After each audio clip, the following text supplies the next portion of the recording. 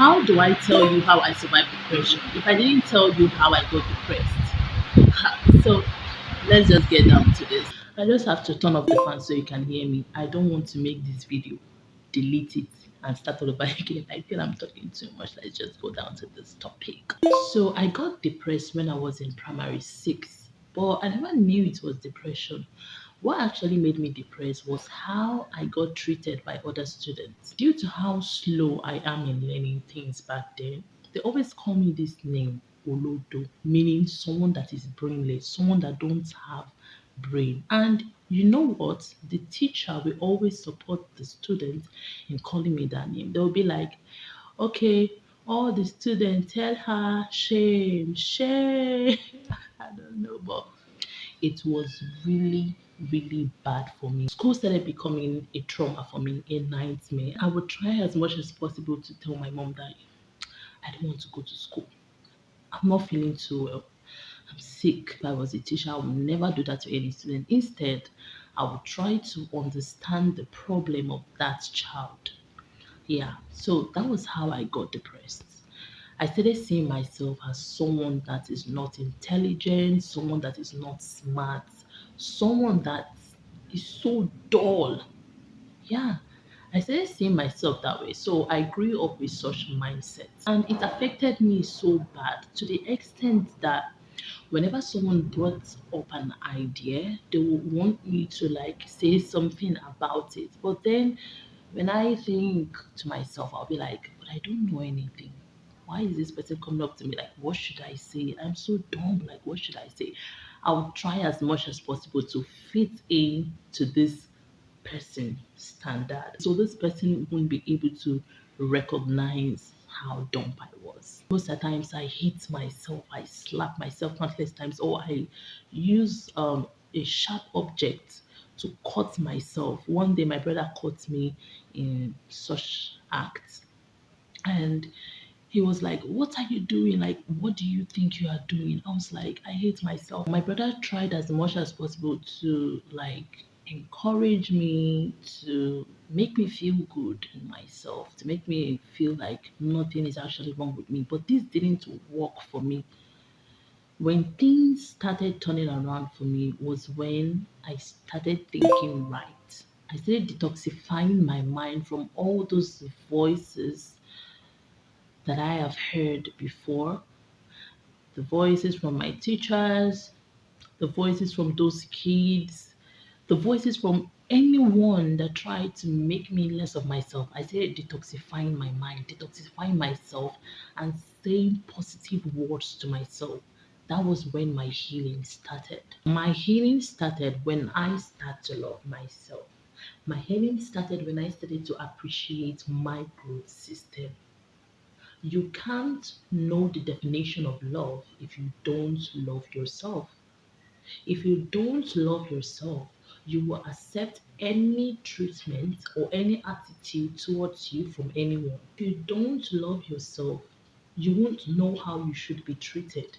You will accept anything that comes your way. That was the first step I took, loving myself.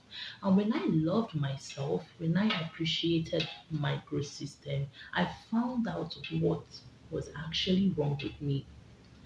I found out that I have ADHD, and due to that, it made my learning skills very slow. I started reading books on how to improve my learning skills.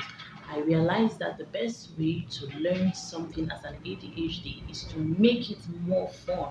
So whatever thing I want to do, I try as much as possible to make it more fun and so competitive for me.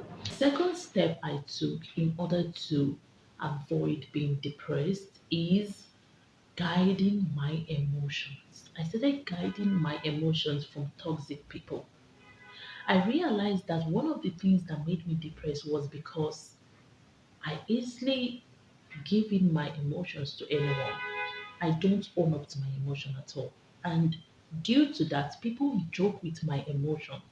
People don't value me because I didn't value myself. And because I didn't value myself, my emotions was joked with. So if you don't value yourself, Number one, love yourself. Number two, value yourself. If you don't value yourself, people will treat you anyhow. If you don't value yourself, your emotions will be mishandled because mine was mishandled.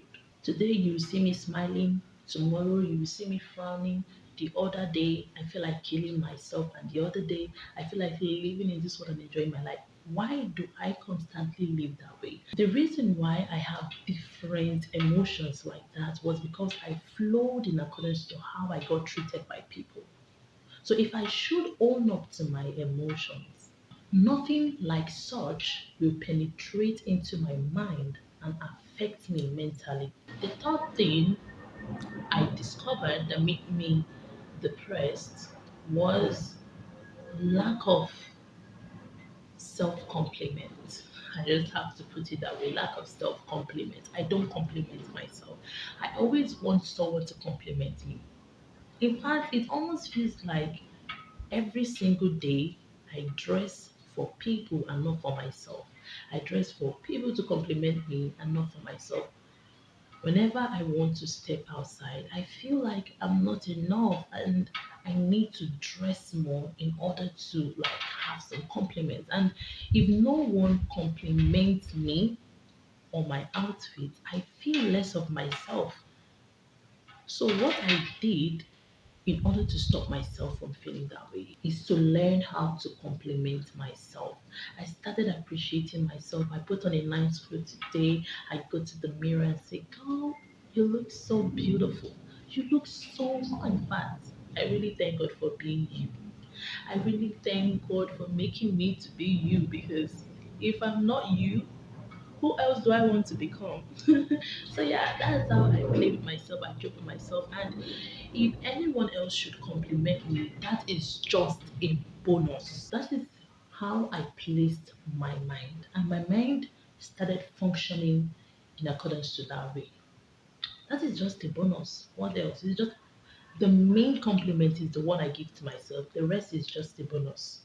Okay, so yeah, I started living my life that way, and I feel like a queen because no one can actually mess with my feelings. But I'm a human, though most times my feelings get shaky sometimes. But I just, get back to myself and be like, "Girl, what is wrong with you? Who hurt you? Speak to me." I just started speaking to myself in the mirror and just try to get my shit together. So yeah. So, the fourth thing that I did to survive depression is human beings are not perfect. No one is perfect. And that was the fourth thing I accepted about myself. I said, Blessing, you know what? You are not perfect. Why trying to like exhaust yourself in order to be perfect? You are not perfect. You need to give yourself a chance to be human. Give yourself a chance to be human. When you make mistakes, stop condemning yourself. Stop condemning yourself. The more you condemn yourself, the more you get conscious and make more mistakes.